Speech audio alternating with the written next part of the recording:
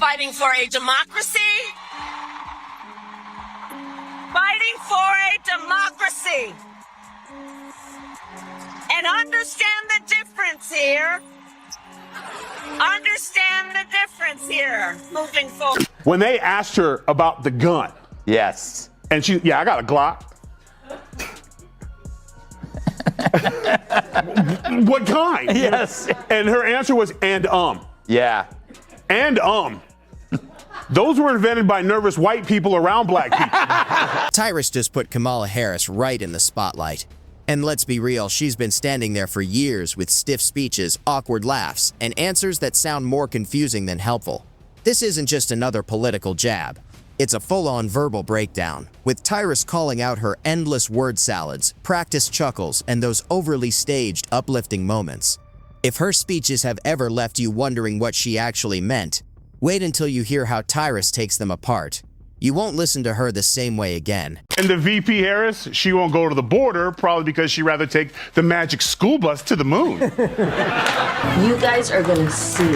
You're gonna literally see the craters on the moon with your own eyes. Oh my goodness. With your own eyes, I'm telling you, it is gonna be unbelievable. With your own eyes. Kamala Harris has turned into the clearest example of failing upward so hard it feels like gravity just gave up. Forget rocket launches. She's one of the only people to climb all the way to the vice presidency, powered mostly by nervous laughter, tangled sentences, and a smile that quietly says, "Yes, I practiced this in the mirror." President Kamala Harris getting mocked and criticized once again after dishing out another one of her now notoriously scrambled responses, which her critics have taken to calling a word salad. The vice president was meeting with the Jamaican prime minister, for example, when she blurted this out. For Jamaica, one of the issues that has been presented as an issue that is economic in the way of its impact has been the pandemic. So to that end, we are announcing today also that we will assist Jamaica in COVID. If you're enjoying this takedown so far, go ahead and hit that like button and subscribe. It helps more than you realize. It's almost like America asked, what's the worst leadership audition we could possibly approve? And Kamala showed up with a resume that reads like a strange fever dream. Former prosecutor, occasional politician, and now whatever this role is supposed to be. The vice presidency may be symbolic, but she's turned it into full-blown performance art. Every time she speaks, it feels like the pilot episode of a sitcom no network wanted, but someone approved anyway. So, I think it's very important, as you have heard from so many incredible leaders, for us at every moment in time, and certainly this one, to see the moment in time in which we exist and are present, and to be able to contextualize it, to understand where. And that laugh, good grief, the laugh. It sounds less like a confident leader and more like a nervous teenager caught cheating, hoping an awkward joke will make it all go away. She could be asked about a serious global crisis and still let out that same jittery chuckle you'd hear at a backyard party when someone almost slips by the food table. Now picture a room full of world leaders, and suddenly the background noise feels like an audition tape for a comic book villain.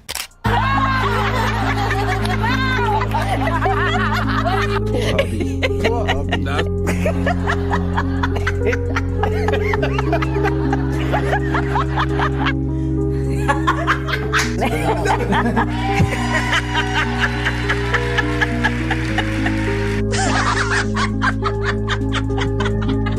Kamala speaks like she's stuck in a never-ending job interview for a position she didn't bother to study for. She strings words together as if she's making up a riddle on the spot, then forgets the point halfway through. Listening to her speeches feels like opening a fortune cookie written by an AI on its last bit of battery. You keep waiting for something clear or meaningful, but instead it drifts off into a full-blown TED Talk about absolutely nothing. Do you regret not voicing your opinion in that moment? Yes, and I actually have reflected on that, and I've written about that. I realized. Would it have mattered if you did? I don't know. And this is the person just one heartbeat away from the Oval Office. She was supposed to bring charisma, relatability, and inspiration to the ticket. Instead, we got messaging it sounds like a translation app stuck on shuffle. Watching her try to hype up a crowd feels like someone accidentally hit play on a playlist called Corporate Buzzwords, 2008 edition. She drops words like moment, importance, together, and future. Then boom, the laugh. And that's the speech. But this isn't harmless awkwardness. It's incompetence dressed up in a tailored suit. Look at her record. 1 minute she's treating truancy like a national crisis, with parents facing jail threats because kids miss school. The next minute she's playing the cool aunt, preaching empathy and fairness. That's not growth, that's a rebrand. Kamala treats politics like a costume party, where every outfit is picked based on the latest poll. I thought it was amazing that no one asked. You told the American people that President Biden was better than he ever was, and you couldn't keep up with him. And then he gets pulled out of the race because he has dementia. So on the record, you are saying that a old man with dementia, or whatever they want to call it, outworked you. And you were even the last person in the room. So why are you running for president again? Then came the 2020 campaign. And what a spectacle that turned out to be. She launched with big hype, flashy rallies, and non-stop buzz about being a historic candidate. Then reality hit, and voters basically said, no thanks. Her presidential run collapsed so fast it felt like it disappeared overnight. She didn't even make it to the primaries. 1 minute she was being sold as the next rising star, and the next she turned into a trivia question nobody could quite explain. But instead of fading quietly into the political background, she somehow landed the vice presidency. Because in Washington, failing loudly now counts as experience. Fast forward to today, and we're left with a VP who manages to be both invisible and awkward at the same time. Her big assignment? The border crisis. Remember, she was put in charge of fixing it, and her solutions seem to involve everything except actually showing up. It's like appointing a lifeguard who sets up their chair 3 blocks away from the pool. Instead, she flew to Central America and told people not to come, as if that alone would stop migration. The vice president said, "Don't come," and somehow the message landed as, "Oh, okay, we'll just stay in danger then." Brilliant. Moving forward, she couldn't move forward from that sentence. My IQ moved backward. Kamala Harris is basically that group project partner who does none of the work but still demands to lead the presentation. She shows up late, adds nothing useful, then takes over the mic with a rambling speech that goes nowhere, and somehow laughs like she mailed it. If politics had Yelp reviews, hers would be 2 stars. Showed up, didn't deliver, laughed a lot. Not recommended. Her approval numbers crawl along slower than dial-up internet. Whether it's the awkward cooking videos, the carefully staged photo ops, or her endless "we are in the moment of this moment" speeches, everything feels like accidental satire. Honestly, if late-night comedy didn't already exist, she might have inspired it. She's not connecting with voters. She's doing improv without realizing it. And then there's foreign policy. Sending Kamala to meet world leaders is like sending the class clown to negotiate with the principal. It's not intimidating, it's unintentionally entertaining. You have to wonder if other countries think America is joking. Like, is this real? Did you seriously send her? Imagine training for diplomacy for years, only to sit across from someone explaining global conflict like a kindergarten story. There's worse things that you can say to people. Yeah. But I help people who harm people. God bless, good night, that's my time. That's what... I think it's an excellent thing to acknowledge to a therapist. Yes. Here's the real twist. Kamala Harris was supposed to be the future of the Democratic Party, the rising star, the trailblazer. Instead, she's become a cautionary tale of what happens when hype runs straight into reality. She's like buying a flashy new gadget that dies after the first use. All polish, no substance. Yet somehow, she keeps moving upward. Not because she's effective, not because she's trusted, but because the system won't let her fall. If mediocrity had a mascot, she'd already be crowned. She isn't breaking barriers, she's tripping over them, and then laughing like it was all part of the plan. At this point, her biggest accomplishment might just be keeping late-night comedy writers in business. You don't even need to write jokes when reality does it for you. Every clip of her speaking lands like its own punchline. She might be the first politician whose speeches practically need a laugh track. Not because they're clever, but because without it, all that's left is confusion. Kamala Harris is what happens when politics turns into performance art. When style matters more than results. Except the style is awkward and the substance never shows up. America didn't pick a leader. It signed up for an open mic experiment. I don't think Kamala will ever hold public office again. Better not. I don't think you can come back from, it wasn't that she was outfoxed. It wasn't that she lost. I think you can certainly lose an election and run a good election and still have. You might think she's building a long-term legacy, but what she's really doing is securing a permanent spot as the vice president people will joke about for decades. Forget Madam Vice President. History is more likely to remember her as the word salad queen, the one who laughed her way into office and chuckled every time responsibility showed up. Kamala Harris has become the rare political figure even her own supporters wince at. Not because she's bold or divisive, but because she's painfully awkward. It's like she's allergic to speaking plainly. She could explain water and somehow make it confusing. And just when it seems like she might finally land a clear point, there it is. That laugh. That sharp, nervous, sitcom side character laugh. If presidential debates ever became open mic nights, she wouldn't even need a microphone. She'd walk on stage, giggle for 5 minutes, and call it policy. That laugh is her shield, her punctuation, her escape hatch. But more than anything, it's her tell. It quietly says, I have no idea what I just said, and neither do you. So let's just pretend it was funny. She never saw the video. Yeah. Okay? That's not someone who describes a video. Yeah. That's someone that they handed this to her, and she was like, elephants? Oh, I'll take it from here. And then she went out there. And she was not drunk. She was hungover, because she's way worse when she's hungover. That was hungover because she kept saying the same thing over and over again. Her defenders like to say she's only criticized because she's a woman of color. But that's not it. The real issue is that her political instincts are like a broken GPS, constantly recalculating, never actually getting anywhere. People don't cringe because of who she is. They cringe because she's basically the human version of an awkward icebreaker. She once backed policies that kept people locked up for cheap labor, and voters didn't forget. During the debates, she tried to rebrand herself as a justice reform champion, but her record kept popping up like embarrassing old social media posts. No one was fooled. Her campaign collapsed faster than a paper straw in soda. And it wasn't just her record that sank her, it was her complete inability to connect.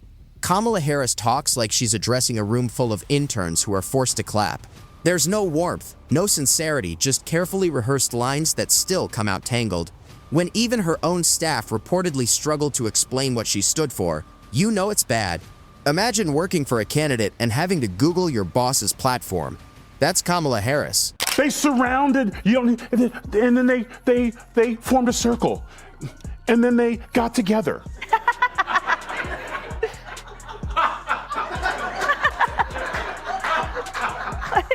Go the away. And somehow, that was still enough to land her the vice presidency. Not because she earned it, not because voters demanded it, but because the party wanted a historic choice. And yes, it was historic, just not in the way they hoped. Instead of being a symbol of leadership, she's become a walking warning about what happens when symbolism has no substance. Look at her role on the global stage. The vice president is supposed to represent America abroad, yet Kamala has turned that responsibility into an accidental comedy tour. Every overseas clip feels like a sketch.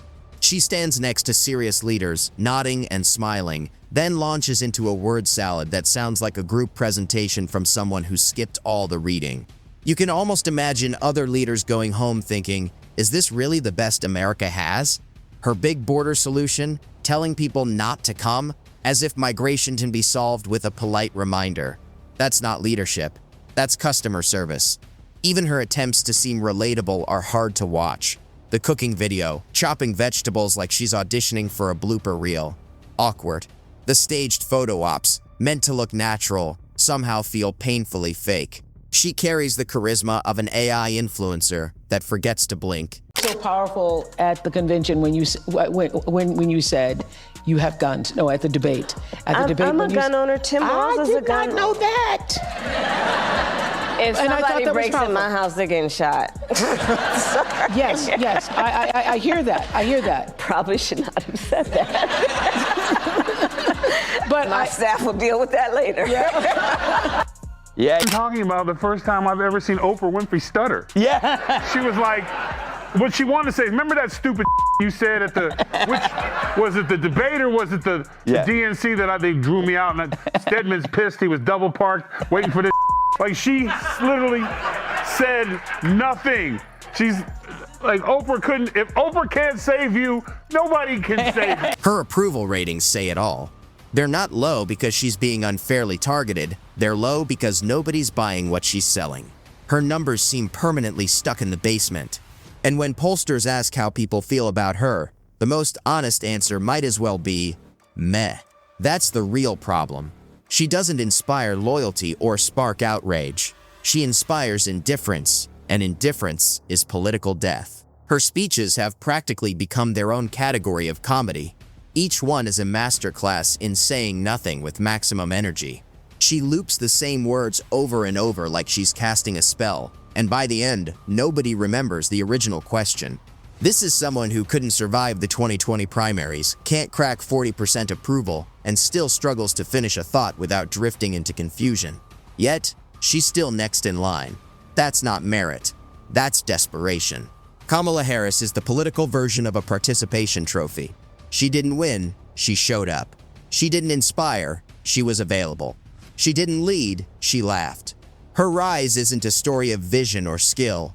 It's a story of box checking, optics over results, and hype replacing substance. You know what happened, Greg? The teleprompter went up and they cheered too long. Yeah. And she panicked because all she could remember, she couldn't remember the connection word. So she panicked. This ain't close, I'm telling you. And in a weird way, that's exactly what makes her the perfect symbol of modern politics.